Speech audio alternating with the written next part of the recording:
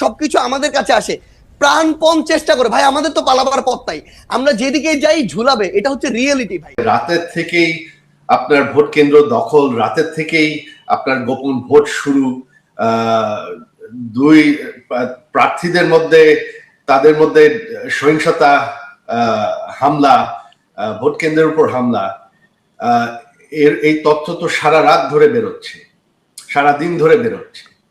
আর আপনার মানুষ কতটা অংশগ্রহণ করতে গিয়েছে, আপনাদের অফিসিয়াল তো সংখ্যা সকালবেলা সামান্য একটু ছিল, তারপর তারা বাড়াচ্ছে দিনের। তবে ভোট কেন্দ্রে দেখা যায় মাঝে মধ্যে একটু কিছু লোক আছে, কিছু কেন্দ্রে লোক আছে, বা তাছাড়া লোকজন নাই। তারপর আপনার অনেকেই যারা ভোট দিতে যাচ্ছে গিয়ে দেখছে যে তাদের ভোট অলরেডি দেওয়াই হয়ে গেছে। সো এটা তো কোনো নির্বাচনই হয়, এটা নির্বাচন যেখানে অর্ধেক দল বাদ দেওয়া হয় গায়ের জোরে, সেটা কিভাবে নির্বাচন হয়? আওয়ামী লীগ ঐক্যবদ্ধ আছে, আওয়ামী লীগ নির্যাতিত এখন, তো এইখানে তো আপনার ভাঙন হওয়ার প্রশ্নই উঠে না। কারণ আমাদের হাজার হাজার, গত কয়েক সপ্তাহের মধ্যেই আমাদের 20,000-এর উপর গ্রেফতার হয়েছে। গত 1.5 বছরে আমাদের হাজার হাজার নেতারা, কর্মীরা জেলে আছে এখনো কোনো বিচার ছাড়া। আর বাকিদের তো দেশ ছেড়ে, অনেকের হাজার হাজারের দেশ ছেড়ে ভেঙে যেতে হয়েছে, কারণ তাদের বাড়ি ঘর পুড়িয়ে দেওয়া হয়েছে। আমার যে নিজের বাড়ি, আমার বাবার বানানো বাড়ি, সেই 40 বছর পুরানো বাড়ি, ওই বাড়ি পুড়িয়ে দেওয়া হয়েছে। তো এখন তো বাংলাদেশে কোনো গণতান্ত্রিক পরিস্থিতিই নাই। তো সেখানে রাজনৈতিক দলের কি হবে এটা এখন চিন্তা করে কোনো লাভ নেই, এটা ভবিষ্যতেই দেখা যাবে। আওয়ামী লীগ হচ্ছে স্বাধীনতার দল আর দেশের সব থেকে পুরানো দল। আওয়ামী লীগ মুছে যাবে না, আওয়ামী লীগ ফেরার প্রশ্ন না, আওয়ামী লীগ দেশে আছে। এই দেখেন, এই নির্বাচনে দেশের অর্ধেকের বেশি মানুষ কিন্তু ভোট দেন, তারা বেশিরভাগ আওয়ামী লীগের সমর্থক। তো আওয়ামী লীগ দেশে আছে। এখন আমাদের নেতাদের উপর যে নির্যাতন হচ্ছে, যেটা আপনি বললেন, তাদেরকে তো দেশে ফিরলে গ্রেফতার করা হবে, জেলে নেওয়া হবে, হত্যা করা হবে। গত 1.5 বছরে 500-র উপর আমাদের নেতাকর্মী হত্যা করা হয়েছে। তাদের মধ্যে প্রায় 35 জনের মতন পুলিশের কারাগারেই হত্যা করা হয়েছে। তো এখন তো সেই পরিস্থিতিই নাই। আপনি যদি একটা গণতন্ত্রের কথা বলেন, সব থেকে বড় দল, যেটা সব থেকে পুরানো দল, তাদেরকে যদি আপনি গায়ের জোরে এভাবে নির্যাতন করে ব্যান করে রাখেন, তো তারা ফিরবে কিভাবে? আওয়ামী লীগ যদি ক্ষমা চায় তাহলে তারা ছাড় দিয়ে দেবে, নির্বাচন তো করে ফেলেছে। আমরা বারবার বলেছি এখানে, আমার মা নিজে ব্যক্তিগতভাবে জুলাই 24 সালেই যারা নিহত হয়েছে তাদের পরিবারদের সাথে দেখা করেছেন, তাদেরকে ওয়াদা করেছেন বিচার হবে। তবে আমরা একটা জুডিশিয়াল কমিটিও গঠন করেছিলাম, সেই কমিটিকে তো এই সরকার এসে বাতিল করে দিয়েছে। শুধু সেটা না, আওয়ামী লীগের তো শত শত কর্মী হত্যা হয়েছে, যারা তাদেরকে হত্যা করেছে তাদেরকে কিন্তু এই সরকার ইনডেমনিটি দিয়েছে, আইনগতভাবে ইনডেমনিটি দিয়েছে, যে যারা প্রোটেস্টার, তাদের বিরুদ্ধে কোনো আইনগত বিচার হবে না। তো আপনি এক হাতে আপনি হত্যাকাণ্ডর ইনডেমনিটি দিচ্ছেন, আরেক হাতে আপনি ক্ষমা চাচ্ছেন, ক্ষমার দাবি করছেন, সেটা কিভাবে হয় সেটা আমাকে বোঝান। যে এক সেট হত্যাকাণ্ড, সেটা একদম জায়েজ, সেটা আইনগতভাবেই জায়েজ, অথচ আপনি ক্ষমার কথা বলছেন, সেটা কিভাবে হয়? বিচার হতে হলে তো সমান বিচার হতে হবে। বর্তমান যে সরকার মধ্যে কি আপনারা বেশি শক্তিশালী, নাকি আপনারা 3 জন, অন্যরা 17 জন, মানে এরকম কি কোনো গ্রুপিং আছে, নাকি আপনারা সবার মধ্যে ভালোই সমন্বয় আছে? আপনি বাইরে থেকে কি বোঝেন? না, এই জায়গাটি আমার কাছে একটু আলাদা রকম। সেই জায়গাটি হচ্ছে আমাদের এই বৈষম্যবিরোধী ছাত্র আন্দোলন প্ল্যাটফর্মে যে 3 জন সরকারের বিভিন্ন জায়গায় আমাদের প্রতিনিধিত্ব করছেন এবং সরকারের অংশ, তারা যখন ওই জায়গাটিতে থাকেন, সরকারের জায়গাটিতে, তাদের তখন ওই নির্দিষ্ট জায়গাটিতে আসলে সরকারের হয়ে বিভিন্ন জায়গায় কাজ করার যে একটি আলাদা রকমের যে একটি ক্ষমতার জায়গা, কিংবা বিভিন্ন জায়গায় কাজ করার যে তাদের নির্দিষ্ট কিছু আলাদা ক্ষেত্র রয়েছে, যেগুলোতে তাদের ওই ডিসিশন মেকিং ক্যাপাবিলিটির ওই জায়গাটি রয়েছে সরকারের হয়ে। সেটি কিন্তু আমাদের ওই জায়গাটিতে নেই। আবার আমাদের একটি অ্যাডভান্টেজ রয়েছে, যে অ্যাডভান্টেজটি হচ্ছে যে তারা সরকারে থাকার কারণে অনেক বিষয় রয়েছে যেগুলো তাদেরকে অনেক মেনে সংযত হয়ে চিন্তা ভাবনা করে কথা বলতে হয়, চলতে হয়, প্রোটোকলের মধ্যে থাকতে হয়। সেদিক থেকে আমাদের আমাদের একটা কমফোর্ট জোন হচ্ছে। হ্যাঁ, আমরা সত্যি আমাদের জীবনের প্রথম, আজকে থেকে 3 মাস আগে আমরা কেউ চিন্তা করিনি যে আমরা জীবনে হয়তো এই অভিজ্ঞতাটির মধ্যে দিয়ে যাব। আজকে থেকে 3 মাস আগে কেউ আমরা ভাবিনি যে বাংলাদেশে 3 মাস পরে এই অবস্থায় আসবে। সেই জায়গায় আমরা প্রতিনিয়ত বিভিন্ন জায়গায় ঠেকছি, শিখছি, ভুল করছি, নিজেদেরকে ঠিক করছি।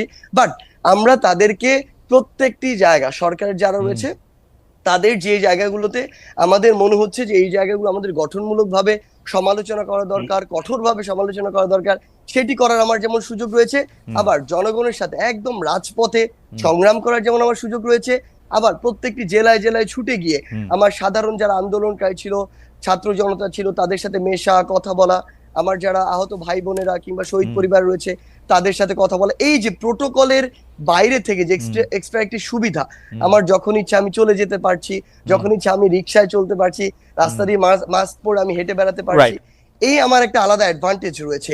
মানে অর্থাৎ এই জায়গাটিতে আমার মনে হয় যে তাদের যেমন ডিসিশন মেকিং এ সরাসরি একটি প্রভাবের জায়গা রয়েছে, কিন্তু আমি আমার জায়গা থেকে বা আমরা যারা রয়েছি সরকার, আমরা যারা নেই, আমাদের একটি আলাদা কমফোর্টের জায়গা রয়েছে।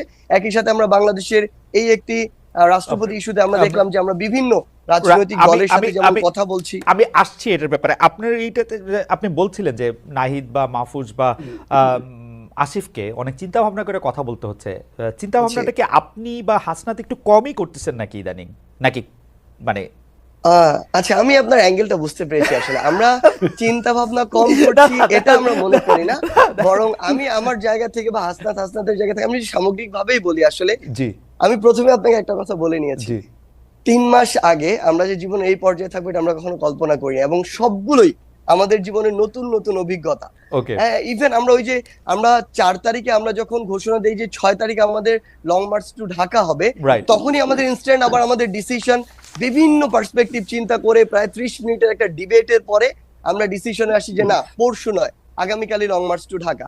সো এরকম বিভিন্ন জায়গায় আমরা বিভিন্ন সময় আসলে যেটা হয়েছে যে প্রথম অভিজ্ঞতার মধ্যে দিয়ে যখন গিয়েছি তখন সেই জায়গাগুলোতে ঠেকেছি, বাট আমাদের যখন আবার সামগ্রিক একটি আলোচনার মধ্যে দিয়ে মনে হয়েছে যে না, এই জায়গা আমাদের এইভাবে কাজ করা দরকার।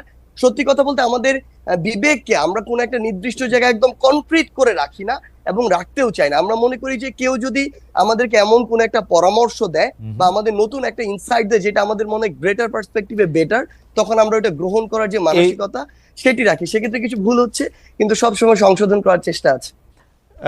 কেউ কেউ আমাকে বলেন যে আপনারাও যে জায়গার থেকে আপনি এসছেন, ছাত্রলীগের যে রাজনীতির কথা আপনি বলছিলেন, যে অত্যাচার নিপীড়নের কথা বলছিলেন, সেই অত্যাচার নিপীড়নের আমরা সরাসরি সাক্ষী। আপনাকে আর এটি মানে ব্যাখ্যা করে না বললেও চলবে, আপনি নিশ্চয়ই জানেন।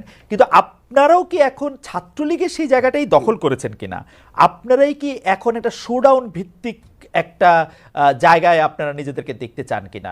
সেই জন্য যত রকম মানে আপনাকে দেখা যায়, আপনি বা হাসনাত বা নাহিদ বা মাহফুজ এত চমৎকার করে কথা বলেন, কিন্তু অন্য সময় দেখা যায় যে আপনারা প্রায় একে হুমকি দিচ্ছেন, তাকে ধমকি দিচ্ছেন, তাকে বলছেন যে এখান থেকে বাদ করে দিবেন, এটা করে দিবেন। এরকম কেন? মানে এই শোডাউনের একটা প্রক্রিয়া কিন্তু আপনারা চালু রেখেছেন, মানে এটা কেন? মানে এরকম না হইলে আমরা যারা আপনাদের সাবজেক্ট আছি আমাদেরকে আপনারা শাসন করতে পারেন না, মানে আপনাদের একজন প্রভুর জায়গায় যাইতে হয়, ছাত্রলীগ আওয়ামী লীগের মতোই। বা সায়ন থেকে যখন বলবো তখন বলবো বিএনপি বা তার সহযোগী সংগঠনের মতোই। দেখুন, এই জায়গায় একটি কথা বলি, সেটি হচ্ছে যে আমরা আসলে 5ই অগস্টের অভ্যুত্থান পরবর্তী সময় একদম লম্বা একটা সময় ধরে ইভেন আজকের দিন পর্যন্ত আমাদের বিভিন্ন দিক থেকে আমাদের চক্রান্তের গন্ধ আসে, বিভিন্ন দিক থেকে বিভিন্ন নাশকতার বিভিন্ন রকমের যে প্ল্যান সেগুলো আমাদের সামনে বিভিন্ন ভাবে আসে। এবং সবচেয়ে বড় কথাটি হচ্ছে যে এই যে অপশক্তিটি মনে করে আমরা যখন একটু শান্ত হয়ে যাই তখন মনে করে যে সকল ছাত্র জনতা আবার ঘরে ফিরে গিয়েছে, ক্লাসে ফিরে গিয়েছে। এবং ওই সময়টিতে তারা এমন ভাবে, আমরা দেখেছি সচিবালয়, আপনি নিজেই দেখেছেন, আমরা হাইকোর্টে দেখেছি, আমরা বিভিন্ন জায়গায় এটি দেখি, আমরা গার্মেন্টস কর্মী, আমরা সাভারের দিকে দেখেছি, তারা বিভিন্ন ভাবে বিভিন্ন রূপে ফিরে আসে এবং তখন ফিরে আসে যখন দেখে আমরা কিছুটা শান্ত হয়ে গিয়েছি। তখন ওই যে আমাদের 3 অগাস্ট কিংবা 18, 19 জুলাই কিংবা 5 অগস্টের যে Interesting. হুঙ্কার দিয়ে মানে রাজপথে থাকা, interesting, রাজপথে নামা, interesting. ঠিক ওইভাবে আসতে হয়। কিন্তু সত্যি কথা এটি খুবই যে আমরা interesting আসলে point. ওইভাবে আসতে চাই না, এবং আমরা চাই ধীরে ধীরে যে বিষয়গুলো সংস্কার প্রয়োজন, রাষ্ট্রের স্বার্থে interesting. এখনই যে বিষয়গুলোতে কাজ করা প্রয়োজন, ওই বিষয়গুলোতে আমরা কাজ করি, এবং কাজ করে আমরা এই বাংলাদেশকে যে জায়গায় দেখতে চাই, এবং সবশেষে একটি জনগণের ভোটে নির্বাচিত যে একটি সরকার আমরা দেখতে চাই, সে পথে যাই। কিন্তু সবচেয়ে বড় কথা হচ্ছে ওই যে আমরা একটি কথা বারবার বলছি যে ফ্যাসিস্টের মাথা চলে গেলেও এই যে ডালপালাগুলো, এগুলো বিভিন্নভাবে বিভিন্ন দিক থেকে উকি দেওয়ার চেষ্টা করে, গর্ত থেকে উঠে আসার চেষ্টা করে, এবং তাদের সাথে আপনি যদি ভালোভাবে ডিল করতে চান, তারা তখন মাথায় উঠে বসে। ওই জায়গায় আপনার মাঝে মাঝে অন্তত তাদেরকে এটা বোঝানোর জন্য যে না, আমরা এখনো আছি এবং প্রয়োজন হলে আবার আমরা রাজপথে নামতে পারি, এটা বোঝানোর জন্য হলেও আসলে মাঝে মাঝে হুঙ্কার দিতে হয়। সার্জিস, খুবই ইন্টারেস্টিং। মানে আমি এরকম শুনছি অনেক সময় পুলিশরা বিপদে পড়ে আপনাদের ডাকে, যে মানে বাংলাদেশের যে মানে আমরা ব্যাপারটা ঠিক এরকম আমরা আমাদের জায়গা থেকে মনে করিনি। হ্যাঁ। আমাদের জায়গা থেকে ব্যাপারটি এরকম মনে হয়েছে, পুলিশ বাহিনীর অধিকাংশ সদস্য কিন্তু এখনো তাদের ওই ভিতরের যে একটি মানসিক বা নৈতিক দুর্বলতার জায়গা সৃষ্টি হয়েছে, তাদের যে কতিপয় সদস্যের যে বর্বরতা কিংবা তাদের যে অতি উৎসাহের কারণে এবং ফ্যাসিস্ট সরকারের দালাল হিসেবে নিজেদেরকে আরো বেশি প্রমোট করা, তুলে ধরার কারণে, ভবিষ্যতে ফায়দা বা সুবিধা নেওয়ার কারণে তারা এই যে বর্বরতাগুলো চালিয়েছে, এবং এটার কিন্তু তারা নিজেরাও এই বর্বরতার অংশ। আমরা দেখেছি অনেক পুলিশ সদস্যের সন্তান মারা গিয়েছে। সেই জায়গা থেকে আসলে তাদের ওই যে নৈতিক যে একটি দুর্বলতা তৈরি হয়েছে মানসিকভাবে, ওই জায়গাটিতে তারা স্ট্রংলি যে কোনো একটি অবস্থা যেভাবে ফেস করার কথা, ওইভাবে তারা অনেক আপনাদের সাহায্য চাই ক্ষেত্রে, আমি বলবো না কিছু কিছু ক্ষেত্রে অথবা অনেক ক্ষেত্রে ওইগুলো ওইভাবে তারা ফেস করতে পারে না। পুলিশ আপনাদের সাহায্য চাই যেটি হয় আসলে পুলিশ যে আপনাদের সাহায্য চাই কিনা? তাদের ক্ষেত্রে থেকে তখন যে জিনিসটি হয় যে আমরা যদি ওখানে কোনো একটি স্টুডেন্টদের অংশ থাকে, তাদের সাথে আমরা কথা বলার চেষ্টা করি, কিংবা আমাদের সরকার, অন্তর্বর্তীকালীন সরকার যে আমাদের 2 জন উপদেষ্টা এবং একজন আমাদের বিশেষ সহকারী রয়েছেন, তারা তাদের জায়গা থেকে কথা বলার চেষ্টা করে, নাগরিক সমাজের সাথে হোক কিংবা শিক্ষার্থীদের সাথে হোক। কিন্তু আমার যেটি মনে হয় যে আসলে এই মুহূর্তে পুলিশের যতটুকু আসলে তাদের জায়গায় স্ট্রং পজিশন দেখানোর কথা, ওটি আমরা এখন পর্যন্ত দেখতে পাচ্ছি। অ্যাবসলিউটলি, এবং অ্যাবসলিউটলি মানে আমি আসলে পুরনো কথা বলতে হয়, সায়ন্তের হয়তো কিছু মনে থাকবে, আমি 2014-15 সালে অসংখ্যবার এরকম ছাত্রলীগের নিয়ে প্রোগ্রাম করেছি। ছাত্রলীগটি চাষ কি বা ছাত্রলীগের ব্যাপারটা কি, তাদেরকে যখন জানতে চেয়েছি যে তারা কেন পুলিশের কাজ সেটি করতে চাইছে, প্রায় একই উত্তর দিয়েছে সার্জিস আলম। আমার মানে পুলিশ পারছে না বা পুলিশ হচ্ছে না, যাচ্ছে না। একটা জিনিস আপনাকে তাহলে আমি আপনাকে একটা জিনিস আমি আবার আসবো আপনার কাছে সার্জিস। বিস্তর পার্থক্য আছে। না, পার্থক্যটা আমি শুনবো, পার্থক্যটা আমি শুনবো। আমি দ্বিমত প্রকাশ করি। না, ঠিক আছে। 2014 সালের যে কথা আপনি বলছেন, আচ্ছা, আওয়ামী লীগ তখন তার সুসময়ের সর্বোচ্চ মাত্রায়। এই টাইমে আওয়ামী লীগের এই যে লেজুর ভিত্তিক ছাত্র সংগঠন, ছাত্রলোক যদি এই এক্সকিউজ দেয় যে পুলিশ নৈতিকভাবে দুর্বল, মানসিকভাবে দুর্বল, পুলিশ রাস্তায় কাজ করতে পারছে না, এটি কোনোদিনও গ্রহণযোগ্য নয়। কিন্তু আপনি যদি অভ্যুত্থান পরবর্তী একটি সিচুয়েশন দেখেন, এই জায়গা একদম এটার একদম দৃশ্যমান একটি উদাহরণ রয়েছে। তাই দুই জায়গার সিনারিও বিস্তর একটি পার্থক্য রয়েছে এই জায়গায়।